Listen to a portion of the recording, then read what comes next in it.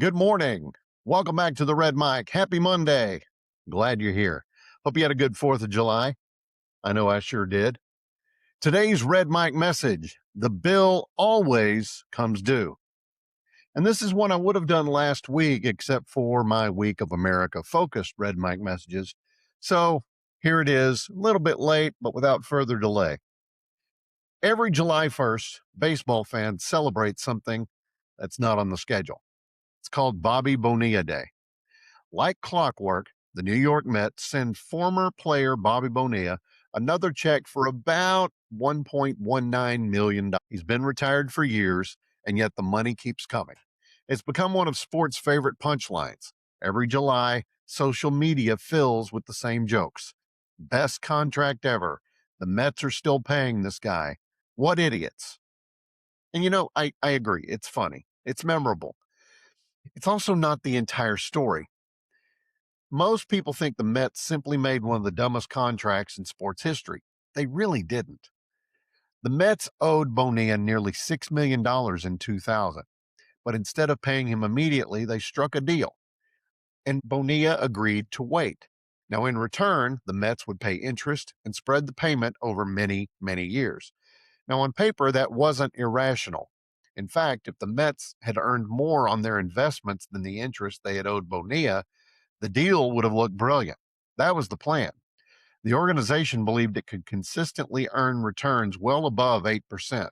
They were so confident that they viewed the deferred contract almost like free money.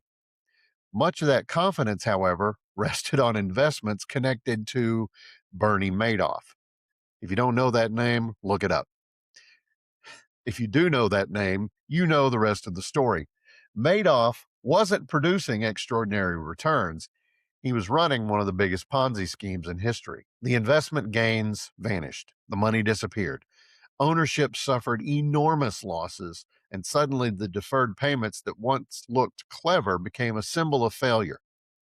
But here's what really matters: Bobby Bonilla and his contract did not cripple the Mets. Bad assumptions did. Overconfidence did. Believing tomorrow would always be able to pay for today's decisions did. And the lesson it teaches, well, it goes well beyond baseball, because every decision we make is a transition with our future selves. When I decided a few years ago that I needed to lose weight, I wasn't really dealing with that day's choices. I was dealing with the thousands of choices I had made over many years. My future had arrived, and it presented the bill. Every workout today is a payment towards a healthier tomorrow. Every skipped workout is just interest added to the balance. Money works the same way. Credit cards make it easy to buy something today and worry about it later. Now, sometimes that's appropriate. Often it isn't. Debt itself is not evil. Businesses borrow, families finance homes, governments issue bonds. The question isn't whether you borrow, the question is whether you've honestly counted the cost. Relationships often operate on the same principle.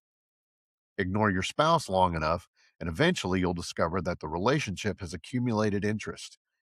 Fail to invest time with your children, and one day you'll wonder why they don't call. Trust isn't usually lost in one dramatic moment. It's lost one unpaid installment at a time. Leadership works the same way. Leaders who avoid difficult conversations aren't eliminating conflict, they're financing it. The invoice just arrives later with interest. Poor hiring decisions, ignored performance problems, delayed decisions, avoided accountability. Eventually, the bill will land on your desk, and by then, it's usually much larger than it would have been months earlier. William Shakespeare wrote, "Neither a borrower nor a lender be." Today's finance is more complicated than that. Borrowing isn't automatically wrong, but Shakespeare did understand something timeless. Obligations have consequences. Every promise, every shortcut, every delay, every compromise, because every decision eventually comes due. So while last week everybody was laughing about Bobby Bonilla's annual paycheck, remember that the real lesson isn't about baseball, it's about us. Because somewhere in your life, you're writing checks your future self will have to cash. make sure they're investments, not liabilities, because again, the bill will always come due. That's today's Red Mike message. Hope you found it interesting or helpful. I hope you're able to put some of these things in place in your own life. Please give me a like, a follow, and a share. And if you know the rest of the Mets story after they made this Bobby Bonilla deal, let me know down in the comments. I think you might find that delayed investment interesting on what the Mets ended up doing with it. It's not as dramatic as the Dallas Cowboys and the Minnesota Vikings trade that got rid of Herschel Walker and a whole bunch of draft picks to the Cowboys, but there were some dividends. Look them up. I'll see you again tomorrow. Thanks for being here. I love you guys. Until next time, don't forget, as always, life is short. Drink the bourbon.